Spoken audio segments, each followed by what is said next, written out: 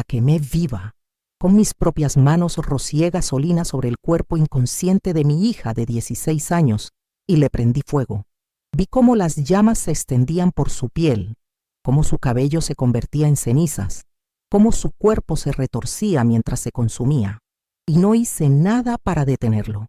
Me quedé ahí parada, sosteniendo a mi otra hija en brazos, viendo cómo Annabel se quemaba viva en el suelo del baño. Y cuando todo terminó, cuando ya no quedaba nada más que huesos carbonizados y el olor a carne quemada, salí de esa casa y nunca miré atrás. Eso fue hace 31 años y hasta hoy nadie sabe por qué lo hice. Nadie sabe qué me llevó a convertirme en la madre que quemó viva a su propia hija. Soy Amanda Herrera, tengo 73 años y esta es la historia más terrible y controversial que necesito contar antes de morirme.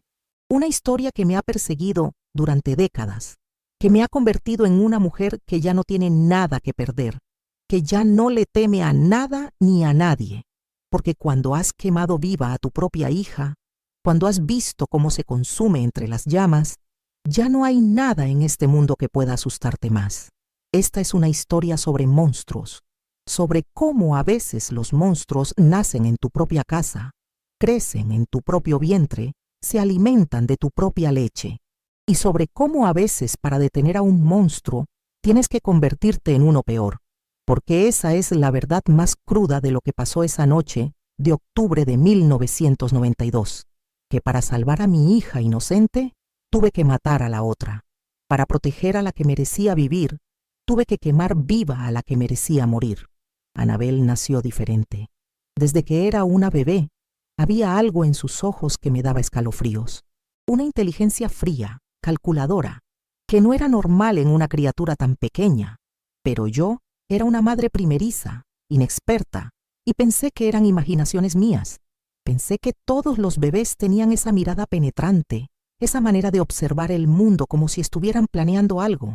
Mi marido, Roberto, murió cuando Annabel tenía 8 años. Un infarto repentino que se lo llevó en una noche, sin avisos, sin despedidas. Y yo me quedé sola con esa niña, que cada día me daba más miedo, pero que también era lo único que me quedaba de él. Así que la protegí, la defendí, la amé con toda la desesperación de una madre que no quiere aceptar que algo está terriblemente mal con su hija, porque Annabel era superdotada. Tenía un coeficiente intelectual altísimo, una capacidad de aprendizaje que asombraba a todos sus maestros, pero también tenía algo más, algo oscuro, algo que hacía que las desgracias la siguieran a donde fuera. Incendios en el colegio, que siempre empezaban cerca de donde ella estaba, compañeros que sufrían accidentes extraños después de discutir con ella, mascotas del barrio que aparecían muertas sin explicación, y yo siempre encontraba excusas, siempre tenía una explicación. Los incendios eran accidentes, los niños se lastimaban solos, los animales morían por causas naturales, porque no podía aceptar la verdad. No podía aceptar que mi hija, mi bebé, mi niña preciosa, era un monstruo.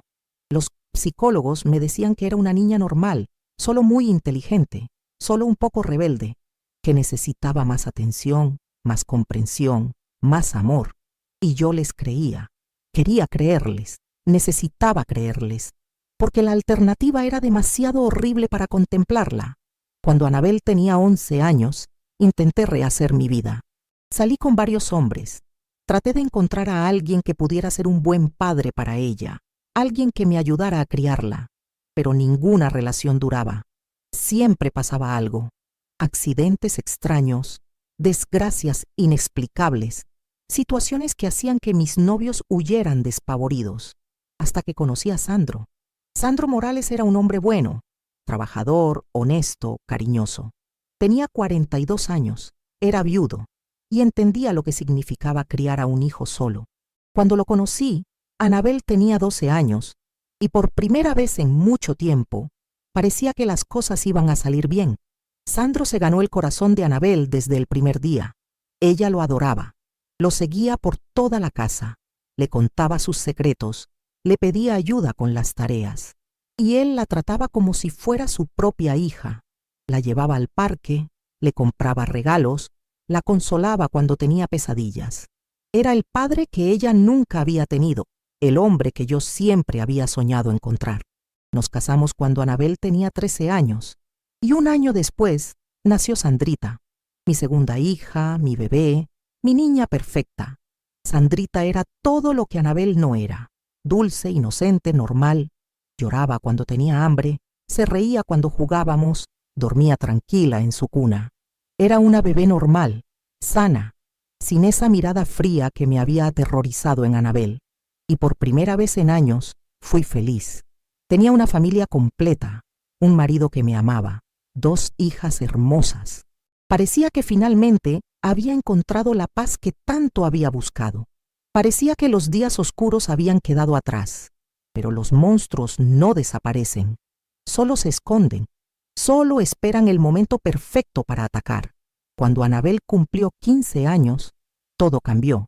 Se había convertido en una adolescente hermosa, inteligente, manipuladora. Sabía exactamente qué decir, cómo actuar, cómo conseguir lo que quería. Y lo que quería, descubrí después, era algo que me horrorizó hasta el alma. Anabel había desarrollado una obsesión enfermiza con Sandro. Lo seguía por la casa. Se le insinuaba de maneras que no eran apropiadas para una hija. Trataba de seducirlo con una astucia que me daba náuseas. Y cuando él la rechazaba, cuando le decía que se comportara como la niña que era, ella se ponía furiosa. Se encerraba en su cuarto, gritaba, rompía cosas. Pero yo no sabía nada de eso. Sandro nunca me contó lo que estaba pasando porque no quería preocuparme, porque pensaba que podía manejar la situación solo. Pobre hombre. No tenía idea de con qué clase de monstruo estaba tratando. Una noche de marzo, Anabel bajó a la sala donde Sandro estaba viendo televisión. Yo estaba en el cuarto con Sandrita, que tenía fiebre. Anabel se acercó a Sandro, se sentó a su lado y trató de besarlo. Cuando él la apartó, cuando le dijo que estaba loca, que era su hijastra, que nunca pasaría nada entre ellos, ella le sonrió con esa sonrisa fría que yo conocía tan bien. «Entonces vas a pagar por rechazarme», le susurró. «Vas a pagar muy caro». Al día siguiente, Anabel llegó del colegio con moretones en los brazos, la ropa desgarrada, llorando como si le hubieran hecho algo terrible. Me contó que Sandro había abusado de ella, que la había amenazado, que llevaba meses haciéndole cosas horribles cuando yo no estaba en casa. Y yo le creí. Dios mío, le creí cada palabra, porque era mi hija, porque confiaba en ella, porque no podía imaginar que fuera capaz de mentir sobre algo tan grave. Vi los moretones, vi las lágrimas, vi el terror en sus ojos, y pensé que mi marido, el hombre que amaba, había violado a mi hija. La llevé al hospital. Los médicos confirmaron que había signos de violencia. La policía arrestó a Sandro esa misma noche. Él negaba todo, lloraba, me suplicaba que le creyera, me decía que Anabel estaba mintiendo, pero las pruebas estaban ahí, los moretones, los desgarros, el testimonio de mi hija. El juicio fue un infierno. Los medios de comunicación se ensañaron con el caso. El padrastro violador, el monstruo que vivía en casa, la niña que sobrevivió al horror. Y yo estaba ahí, en primera fila, odiando al hombre que había sido mi marido, apoyando a la hija que creía víctima de sus abusos. Sandro fue condenado a 20 años de prisión, pero no llegó a cumplir ni 6 meses. Los otros presos se enteraron de por qué estaba ahí, y una noche lo encontraron muerto en su celda. Lo habían golpeado hasta matarlo. Justicia carcelaria, dijeron. El destino que merecía un violador de menores, y yo me alegré. Me alegré de que estuviera muerto. Me alegré de que hubiera pagado por lo que le había hecho a mi hija. Me alegré de que nunca más pudiera lastimar a nadie. Pero un año después, descubrí la verdad. Y esa verdad me destrozó el alma. Una vecina, Esperanza Ruiz, vino a mi casa con una cinta de video. Me dijo que había instalado una cámara de seguridad en su balcón después de varios robos en el barrio y que había grabado algo que yo necesitaba ver.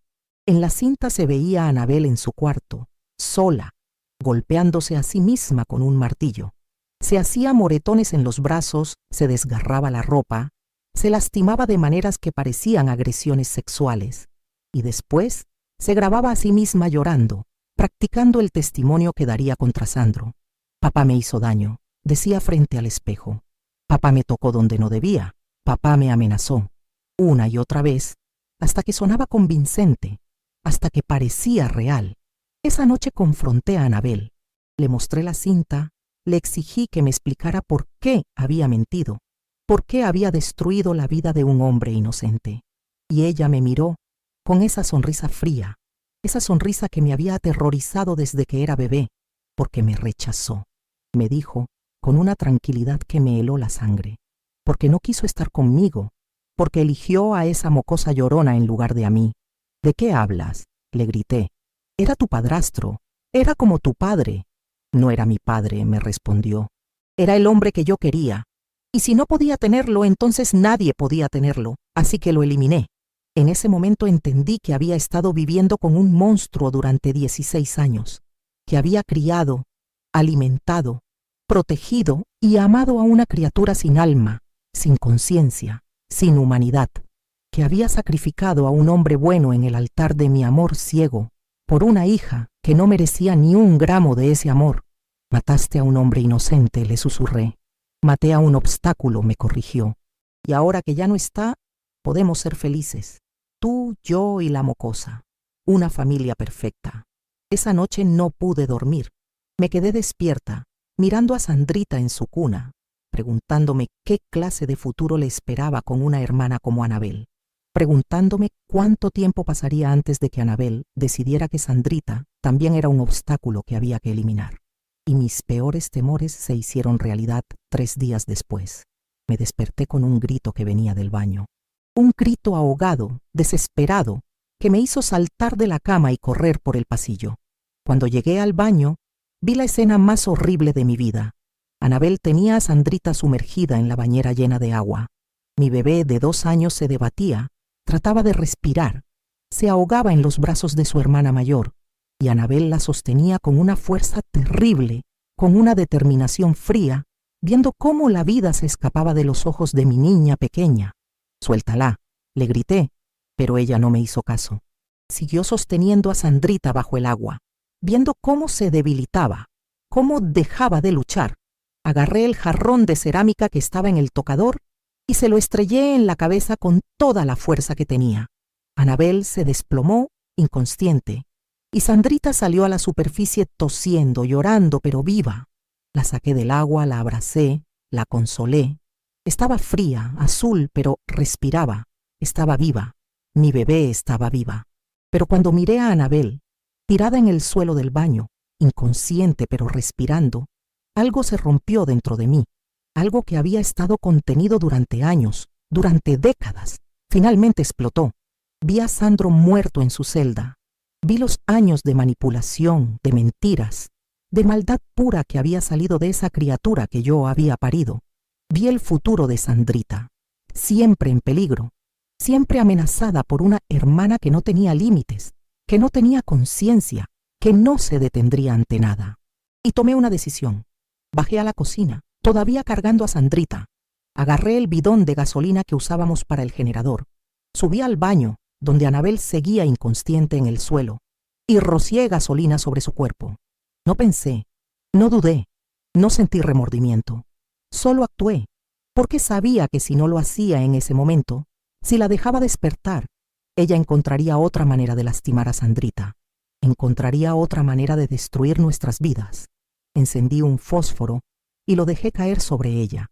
Las llamas se extendieron inmediatamente. Su ropa se prendió fuego. Su cabello se convirtió en una antorcha. Su piel empezó a burbujear y a desprenderse. Y yo me quedé ahí, sosteniendo a Sandrita, viendo cómo se quemaba viva. Anabel despertó cuando el fuego ya había consumido la mitad de su cuerpo. Abrió los ojos, me miró, y por primera vez en su vida, vi miedo en esa mirada fría. Trató de gritar, pero el humo ya había llenado sus pulmones. Trató de moverse, pero las llamas ya habían destruido sus músculos. Y yo seguía ahí, viendo cómo moría, viendo cómo el monstruo que había criado finalmente pagaba por todos sus crímenes. Cuando todo terminó, cuando ya no quedaba nada más que huesos carbonizados, salí de la casa con Sandrita en brazos, pero el humo había sido demasiado. Mi bebé había inhalado demasiado humo tóxico. Murió en el hospital 3 días después, en mis brazos, susurrándome mami, con su última respiración. Y ahí fue cuando entendí la verdadera magnitud de lo que había hecho. No solo había quemado viva a Anabel, también había matado a Sandrita. La niña que había tratado de salvar había muerto por mi culpa, por mi decisión, por mi acto de venganza. El juicio fue un circo mediático. La madre que quemó viva a su hija. El caso más horrible de la década. ¿Justicia o venganza? Los fiscales pidieron la pena máxima. Querían que me ejecutaran. Querían que pagara con mi vida por lo que había hecho. Y tal vez tenían razón. Tal vez merecía morir por haber quemado viva a mi propia hija, sin importar qué clase de monstruo fuera. Tal vez merecía pagar por haber causado la muerte de Sandrita, la única inocente en toda esta historia. Pero los años pasaron y las cosas cambiaron. Los psicólogos estudiaron el caso de Anabel, analizaron su historial, entrevistaron a sus maestros, a sus compañeros, a los vecinos, y llegaron a la conclusión de que había sido una psicópata desde la infancia, una asesina en potencia que había manipulado a todos los que la rodeaban. Encontraron evidencia de que había matado a varios animales del barrio, encontraron pruebas de que había provocado los incendios en el colegio, encontraron testimonios de compañeros que habían sufrido accidentes después de cruzarse con ella. Y también encontraron algo más. Encontraron evidencia de que había envenenado a su padre, a mi primer marido Roberto. Había mezclado sus medicamentos para el corazón con otras sustancias, provocándole el infarto que lo mató cuando ella tenía 8 años. Mi hija había sido una asesina desde los 8 años, y yo había sido demasiado ciega, demasiado estúpida, demasiado enamorada de mi papel de madre protectora para verlo. La condena se redujo, de pena máxima a homicidio en defensa propia, de cadena perpetua a 20 años, y finalmente, después de 12 años en prisión, salí en libertad condicional por buena conducta. Pero la libertad no me devolvió la paz, no me devolvió a Sandrita, no me devolvió los años perdidos, las noches de insomnio, los recuerdos que me persiguen cada día. Hoy tengo 73 años. Vivo sola en un apartamento pequeño, sin fotos, sin recuerdos, sin nada que me conecte con el pasado. No tengo familia, no tengo amigos, no tengo nada más que esta historia que me quema por dentro y que necesito contar antes de morirme. ¿Hice bien en quemar viva a Anabel? No lo sé. Después de 31 años, todavía no lo sé. Lo que sí sé es que era un monstruo que había matado a su padre, que había destruido la vida de Sandro, que había tratado de ahogar a su hermana pequeña. Un monstruo que no se habría detenido ante nada. Pero también sé que soy una mala madre, que fallé en proteger a mis 2 hijas, que no supe ver las señales cuando Anabel era pequeña, que no supe salvar a Sandrita cuando más me necesitaba. Parí un monstruo y le di de comer a ese monstruo durante 16 años. Lo alimenté con mi amor, con mi protección, con mi negación de la realidad. Y cuando finalmente abrí los ojos, cuando finalmente vi lo que había criado, ya era demasiado tarde para salvarnos a todas. Solo me arrepiento de una cosa, de haber actuado por impulso de odio ese día, de haberme dejado tomar por los recuerdos de la injusticia que cometí con Sandro, por la rabia de haber sido engañada durante tantos años, porque ese acto impulsivo, esa decisión tomada en un momento de locura, hizo que no pudiera ver crecer a mi verdadera hija, a Sandrita. Ella era inocente, ella era pura, ella era todo lo que Anabel nunca fue, y murió por mi culpa. Murió porque yo decidí hacer justicia con mis propias manos, en lugar de llamar a la policía, en lugar de buscar ayuda, en lugar de encontrar otra manera de protegerla. Esa es mi verdadera culpa, no haber quemado viva a un monstruo, sino haber causado la muerte de un ángel. Hoy no siento nada por Anabel, no siento amor, no siento odio, no siento remordimiento. Ella era un error de la naturaleza, una aberración que nunca debió existir. Y si tuviera que hacerlo otra vez, si me encontrara en la misma situación, creo que tomaría la misma decisión, pero lo haría diferente. Lo haría de una manera que no pusiera en peligro a Sandrita. Lo haría de una manera que me permitiera salvar a la hija que merecía vivir. Porque esa es la verdad más cruda de esta historia, que a veces para proteger a los inocentes tienes que eliminar a los culpables, que a veces el amor de madre te obliga a tomar decisiones que te convertirán en un monstruo, que a veces no hay opciones buenas, solo opciones necesarias.